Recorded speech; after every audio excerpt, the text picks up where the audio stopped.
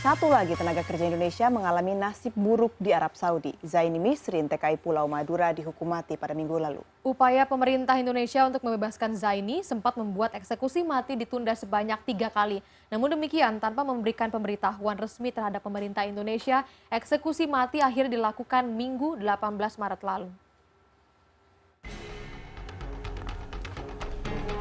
Kedua anak Zaini Misrin, yakni Saiful Thorik dan Mustafa Kurniawan, merasa kaget dan sedih ketika pertama kali mendengar kabar eksekusi mati terhadap ayah mereka. Informasi datang dari ibu mereka yang juga bekerja di Arab Saudi. Dengan bantuan dari Kemenlu, Saiful sempat bertemu dan melihat kondisi ayahnya di Arab Saudi. Ya baru beritahunya setelah eksekusi itu. Iya, dia nggak berpesan apa-apa. Nggak berpesan apa-apa. Terus? Cuman berpesannya ya Uminya mau berangkat gitu aja. Umi mau berangkat ke Arab Saudi? Ya untuk kerja. Sementara itu Kementerian Luar Negeri menyesalkan tidak adanya notifikasi eksekusi dari pemerintah Arab Saudi. Untuk menyampaikan protes, pemerintah telah memanggil Duta Besar Arab Saudi, Osama bin Muhammad Abdullah, Senin siang. Dubes Arab Saudi hari ini, siang ini sudah kita panggil. Sudah menyampaikan nota protes kita, by hand kita serahkan, dan sekaligus menyampaikan protesnya secara lisan. Jadi itu sudah kita lakukan, proses itu. Kemudian mengenai pemakaman, di dalam aturan yang ada di Arab Saudi, berlaku baik buat orang Saudi maupun non-Saudi. Ketika dilakukan eksekusi hukuman mati, maka akan langsung dimakamkan. Jadi Zaini Misrin almarhum sudah dimakamkan di kota Mekah, di pemakaman di kota Mekah. Dan ini yang kami sampaikan kepada keluarga tadi, dan keluarga sudah ikhlas dengan kejadian ini. Zaini Misrin bekerja sebagai sopir pribadi sejak 1992. Ia divonis hukuman mati pada 17 November 2008 karena dituduh membunuh majikannya Abdullah bin Umar pada 2004 silam. Pemerintah melalui KJRI Jeddah telah mendampingi Zaini saat menjalani sidang banding pada 2009. Tak hanya itu, pemerintahan Presiden Joko Widodo juga telah 2 kali meminta bantuan Raja Arab Saudi agar tidak dilakukan eksekusi, namun tidak mendapat jawaban secara pasti. Eksekusi hukuman mati terhadap warga Bangkalan tersebut sempat ditunda sebanyak 3 kali. Namun eksekusi akhirnya tetap dilakukan pada 18 Maret 2018 lantaran ahli waris korban tidak memberikan maaf. Sementara itu, Direktur Eksekutif Migran Care, Wahyu Susilo, menilai hukuman mati oleh pemerintah Arab Saudi terhadap Zaini Misrin sebagai bentuk pelanggaran terhadap hak asasi manusia. Ya, Wahyu menyatakan berdasarkan keterangan dari Kementerian Luar Negeri Republik Indonesia, otoritas Arab Saudi sama sekali tidak memberitahu perihal eksekusi ini atau menyampaikan mandatory consular notification kepada perwakilan RI.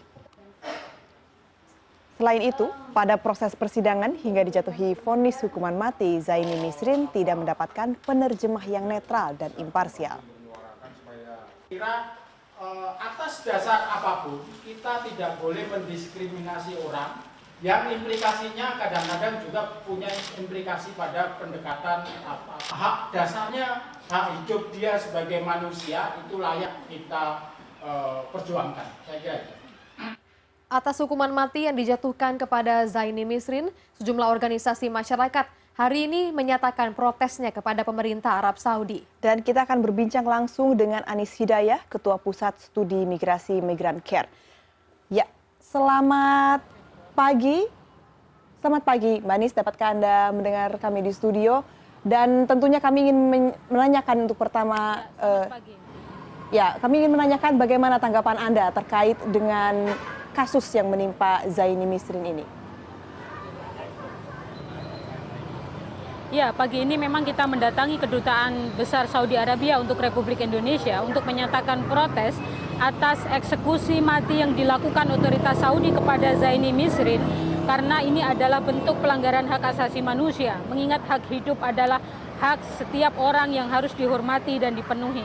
Yang kedua, kenapa kami datang? Kami ingin menyatakan protes kepada Saudi bahwa eksekusi yang dilaksanakan pada hari Minggu kemarin sebenarnya maljudisial. Kita nilai tidak fair karena proses peninjauan kembali di Mahkamah Agung masih sedang berlangsung.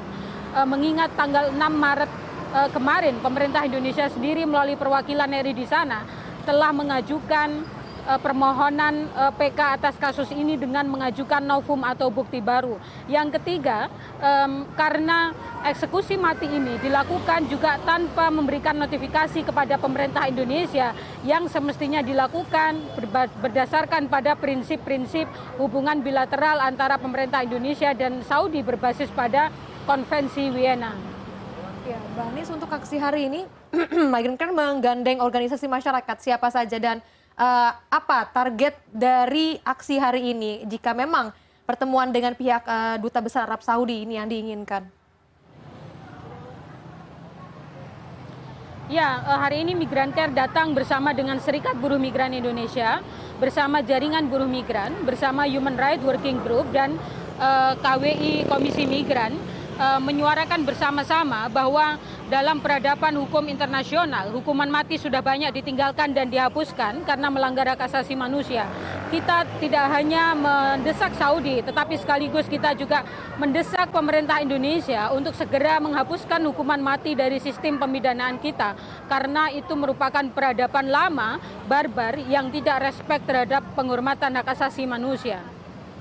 Baik, terima kasih Mbak Anies Hidayah, Ketua Pusat Studi Migrasi Migrant Care, terkait dengan kasus hukuman mati yang menimpa Zaini Misrin di Arab Saudi. Betul, sementara untuk Kementerian Luar Negeri sendiri juga saat ini akan memanggil Duta Besar Arab Saudi untuk Indonesia ya, terkait dengan langkah selanjutnya. Karena tercatat juga bahwa ada banyak sekali WNI yang bekerja di beberapa negara juga terjerat hukum. Setelah hukuman mati terhadap Zaini Misrin di Arab Saudi, pihak Migrant Care juga mencatat sedikitnya 167 TKI terancam hukuman mati, termasuk 20 lebih di Arab Saudi. Ya, dilansir cnnindonesia.com, 167 warga Indonesia tersebut ada yang masih menjalani proses hukum dan mendapatkan putusan pengadilan negara setempat, tinggal menunggu eksekusi. Menurut Ketua Pusat Studi Imigrasi Migrant Care, Anies Hidayah, sebagian besar temuan itu merupakan pekerja Indonesia yang terancam hukuman mati di Malaysia,